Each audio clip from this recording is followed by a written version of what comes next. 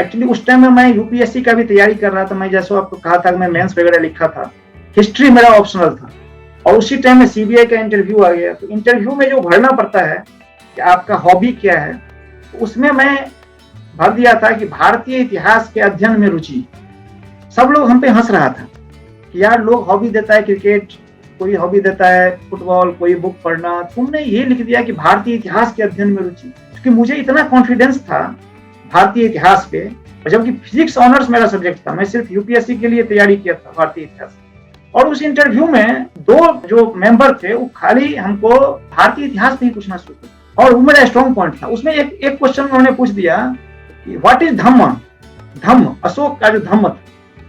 तो मुझे अभी भी याद है, मैं इतना भारतीय इतिहास में रुचि मेरी हो गई थी, जो अशोक के स्तंभ पे पाली भाषा में लिखा हुआ था धम्म का परिभाषा, मैं वो पाली भाषा में ही उनको आपासिनवे बहु कथाने दया दाने सचे सोचिए, अर्थात पापहीनता, बहु कल्याण, दया दान, शुद्धता, ये धम्म का मेन सार है।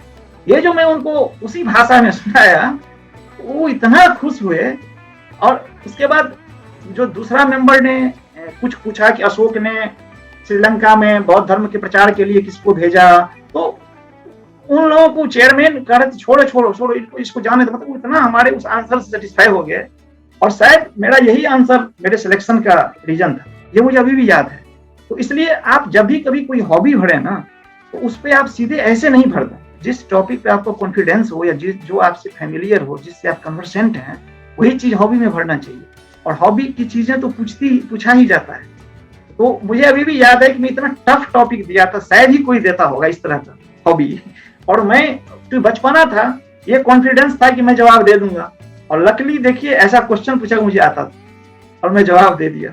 तो इससे यही सीख मिलती है कि आपको गलत चीज मत भरिए। गलत चीज में फुटबॉल भर देता है, मैं कभी खेला नहीं था, तो उससे अच्छा है कि भारतीय इतिहास भरो जो आप जानते हो। तो ये चीज है इंटरव्यू का मैं आपसे शेयर, मुझे याद अचानक आ गया अभी, इसलिए मैं आपसे शेयर कर दिया।